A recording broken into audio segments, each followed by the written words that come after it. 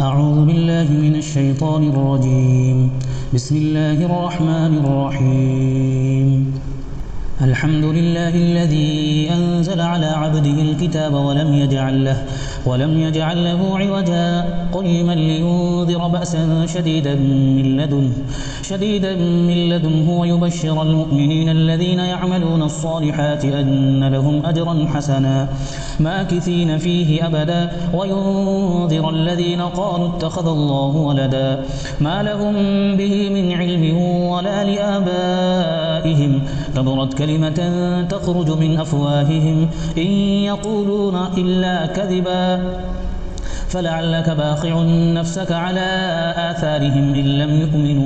لم يؤمنوا بهذا الحديث أسفا إنا جعلنا ما على الأرض زينة لها لنبلوهم أيهم أحسن عملا وإنا لجاعلون ما عليها صعيدا جرزا أم حسبت أن أصحاب الكهف والرقيم كانوا من آياتنا عجبا إذ أوى الفتية إلى الكهف فقالوا ربنا آتنا من لدنك رحمة وهيئ لنا من أمرنا رشدا فضربنا على آذانهم في الكهف سنين عددا ثم بعثناهم لنعلم أي الحزبين أحصى لما لبثوا أمدا نحن نقص عليك نبأهم بالحق إنهم فتية آمنوا بربهم وزدناهم هدى وربطنا على قلوبهم إذ قاموا فقالوا ربنا رب السماوات والأرض لن ندعو من دونه إلها لقد قلنا إذا شططا هؤلاء قومنا اتخذوا من دونه آلهة لولا يأتون عليهم بسلطان بين فمن أظلم ممن افترى على الله كذبا وإذ اعتزلتموهم وما يعبدون إلا الله فأووا إلى الكهف ينشر لكم ربكم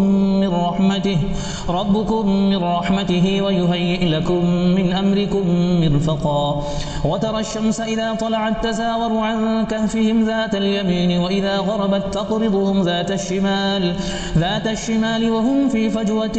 منه ذلك من آيات الله من يهد الله فهو المهتد ومن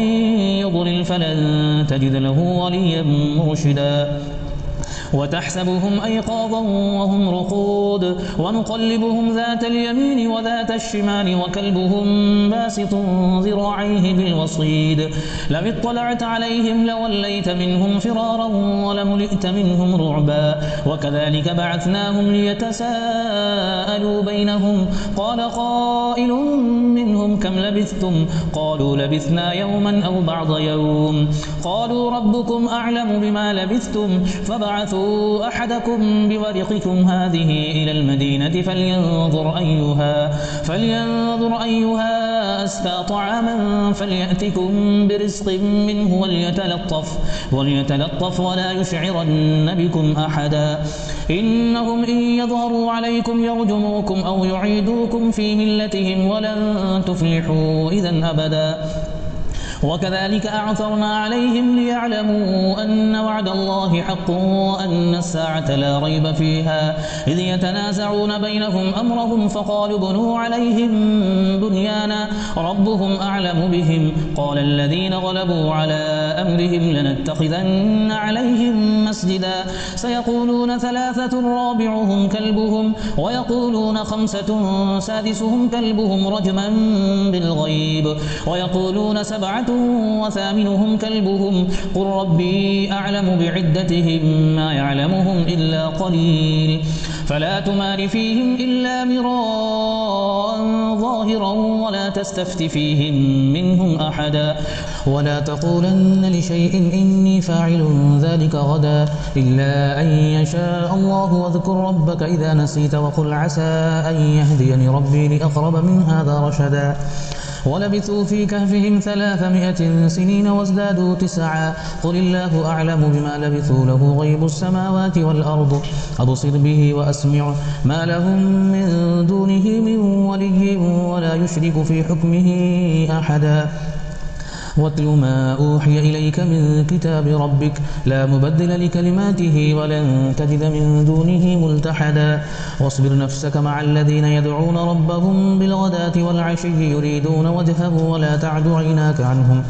تريد زينة الحياة الدنيا ولا تطع من أغفلنا قلبه عن ذكرنا واتبع هواه وكان أمره فرطا وقل الحق من ربكم فمن شاء فليؤمن ومن شاء فليكفر إنا أعتدنا للظالمين نارا أحاط بهم سرادقها وإن يستغيثوا يغاثوا بماء كالمهل يشوي الوجوه بئس الشراب وساءت مرتفقا إن الذين آمنوا وعملوا الصالحات إنا لا نضيع أجر من أحسن عملا أولئك لهم جنات عدن تجري من تحتهم الأنهار يحلون فيها من أساور من ذهب ويلبسون ثيابا خضرا من سندس واستبرق متكئين فيها على الأرائك نعم الثواب وحسنت مرتفقا واضرب لهم مثل الرجلين جعلنا لأحدهما جنتين من أعناب وحففناهما بنخل وجعلنا بينهما زرعا كلتا الجنتين آتت أكلها ولم تظلم منه شيئا وفجرنا خلالهما نهرا وكان له ثمر فقال لصاحبه وهو يحاوره أنا أكثر منك مالا وأعز نفرا ودخل جنته وهو ظالم لنفسه قال ما أظن أن تبيد هذه أبدا وما أظن الساعة قائمة ولئن رددت إلى ربي لأجدن خيرا منها منقلبا قال له صاحبه وهو يحاوره أكفرت بالذي خلقك من تراب ثم من نطفة ثم سواك رجلا لكن هو الله ربي ولا أشرك بربي أحدا ولولا إذ دخلت جنتك قلت ما شاء الله لا قوة إلا بالله إن ترني أنا أقل منك مالا وولدا فعسى ربي أن يؤتيني خيرا من جنتك ويرسل عليها حسبانا من السماء فتصبح صعيدا زلقا أو يصبح ماؤها غورا فلن تستطيع له طلبا وأحيط بثمره فأصبح يقلب كفيه على ما أنفق فيها وهي خاوية على عروشها ويقول يا ليتني لم أشرك بربي أحدا ولم تكن له فئة ينصرونه من دون الله وما كان منتصرا هنالك الولاية لله الحق هو خير ثوابا وخير عقبا واضرب لهم مثل الحياة الدنيا كماء إن أنزلناه من السماء فاختلط به نبات الأرض فأصبح هشيما تذروه الرياح وكان الله على كل شيء مقتدرا المال والبنون زينة الحياة الدنيا والباقيات الصالحات خير عند ربك ثوابا وخير أملا ويوم نسير الجبال وترى الأرض بارزة وحشرناهم فلم نغادر منهم أحدا وعرضوا على ربك صفا لقد جئتمونا كما خلقناكم أول مرة بل زعمتم أن لن نجعل لكم موعدا ووضع الكتاب فترى المجرمين مشفقين مما فيه ويقولون يا ويلتنا ما لهذا الكتاب لا يغادر صغيرة ولا كبيرة إلا أحصاها ووجدوا ما عملوا حاضرا ولا يظلم ربك أحدا وإذ قلنا للملائكة اسجدوا لآدم فسجدوا إلا إبليس كان من الجن ففسق عن أمر ربه أفتتخذونه وذريته أولياء من دوني وهم لكم عدو بئس للظالمين بدلا ما أشهدتهم خلق السماوات والأرض ولا خلق أنفسهم وما كنت متخذ المضلين عضدا ويوم يقول نادوا شركائي الذين زعمتم فدعوهم فلم يستجيبوا لهم وجعلنا بينهم موبقا ورأى المجرمون النار فظنوا أنهم واقعوها ولم يجدوا عنها مصرفا ولقد صرفنا في هذا القرآن للناس من كل مثل وكان الإنسان أكثر شيء جدلا وما منع الناس أن يؤمنوا إذ جاءهم الهدى ويستغفروا ربهم إلا أن تأتيهم سنة الأولين أو يأتيهم العذاب قبلا وما نرسل المرسلين إلا مبشرين ومنذرين ويجادل الذين كفروا بالباطل ليدحضوا به الحق واتخذوا آياتي وما أنذروا هزوا ومن أظلم ممن ذكر بآيات ربه فأعرض عنها ونسي ما قدمت يداه إنا جعلنا على قلوبهم أكنة أن يفقهوه وفي آذانهم وقرا وإن تدعوهم إلى الهدى فلن يهتدوا إذا أبدا وربك الغفور ذو الرحمة لو يؤاخذهم بما كسبوا لعجل لهم العذاب بل لهم موعد لن يجدوا من دونه موئلا وتلك القرى أهلكناهم لما ظلموا وجعلنا لمهلكهم موعدا وإذ قال موسى لفتاه لا أبرح حتى أبلغ مجمع البحرين أو أمضي حقبا فلما بلغا مجمع بينهما نسيا حوتهما فاتخذ سبيله في البحر سربا فلما جاوزا قال لفتاه آتنا غداءنا لقد لقينا من سفرنا هذا نصبا قال أرأيت إذا أوينا إلى الصخرة فإني نسيت الحوت وما أنسيناه إلا الشيطان أن أذكره واتخذ سبيله في البحر عجبا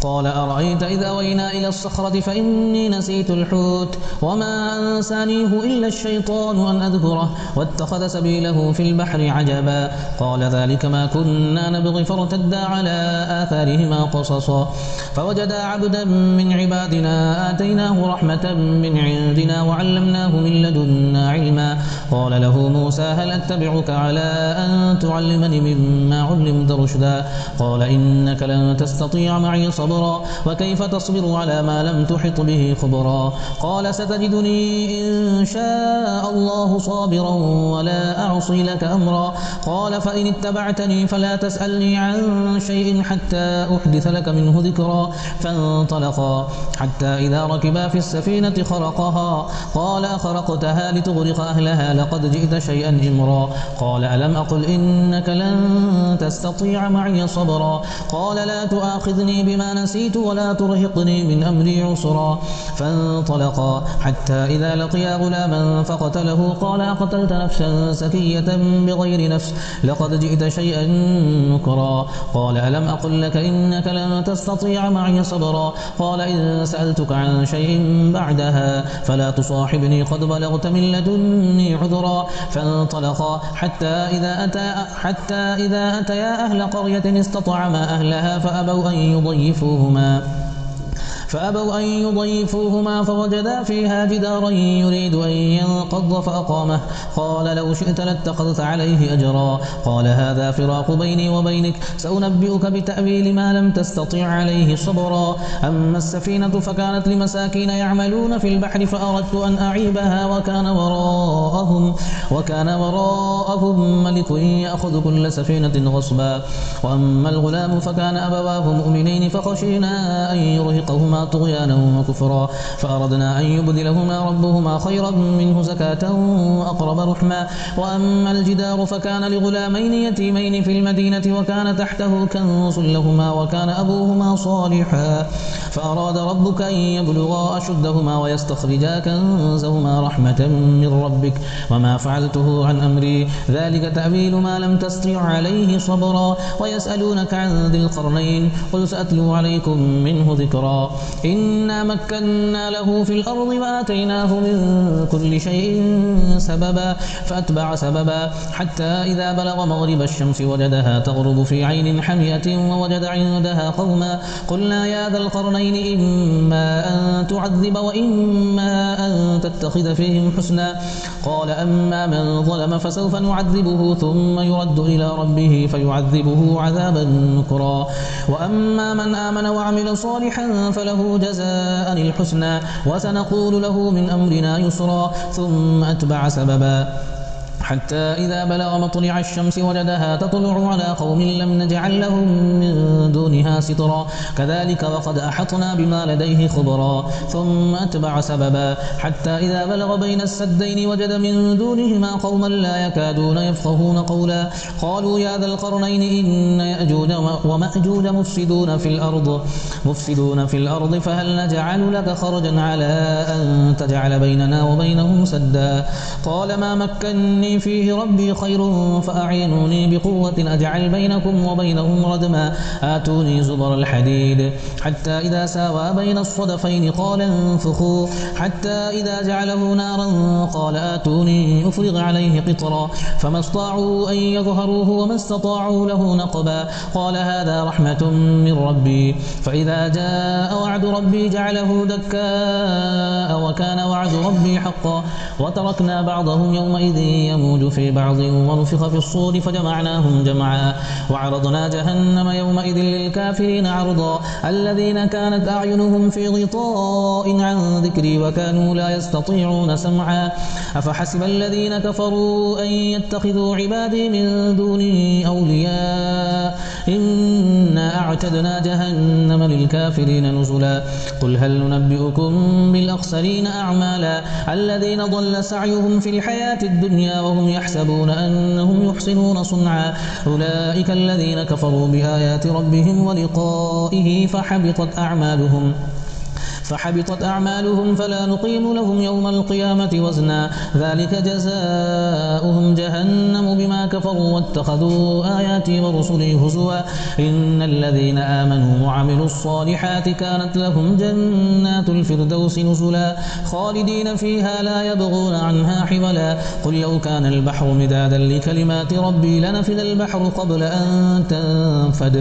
قبل أن تنفد كلمات ربي ولو جئنا بمثله مددا قل إنما أنا بشر مثلكم يوحى إلي أنما إلهكم إله واحد فمن كان يرجو لقاء ربه فليعمل عملا صالحا ولا يشرك بعبادة ربه أحدا